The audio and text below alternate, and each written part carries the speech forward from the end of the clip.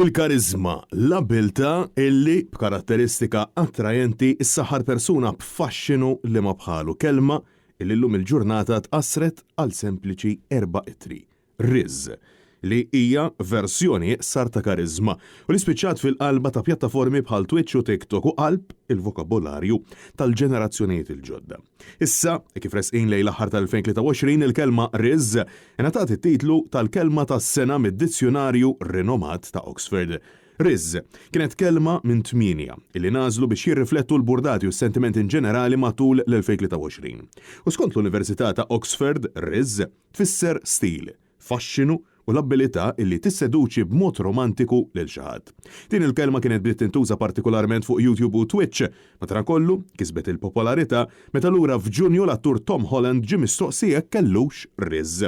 Casper Grathwohl, president ta' Lingwi f'Oxford, saħaq illi din il-kelma tixet il-burtata ta' din is-sena, fejn aktar u aktar nies bdew ifittxu lil ħadd ieħor u jgawdu l-ħajja.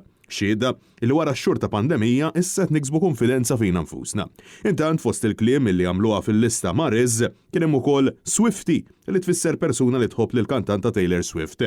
De-influencing prattika illi ma tħeġġitx lin nies jixtru xi prodott partikolari. Beige flag, sieħeb jew sieħba il m'għandha ebda entużjażmu. Heat dome, sħana tremenda f'żona partikolari. Prompt, struzzjoni li tingħata lill-intelligenza artifiċjali. Parasocial, il-persuna segwaċi ta' xi artisti jew artista tkun min għaliha li din il-personalità tkun ħabiba intima tagħha. U situationship, relazzjoni romantika jew relazzjoni sesswali, li ma tkunx ikkunsidrata bħala waħda uffiċjali. Kliem li pratikament iduru mal-ħajja tal-hekk imsejħa Generation Z.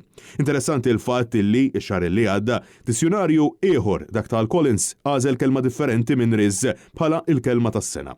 Fil-fatt, il-kelma magħżula mid-dizzjonarju Collins kienet Artificial Intelligence.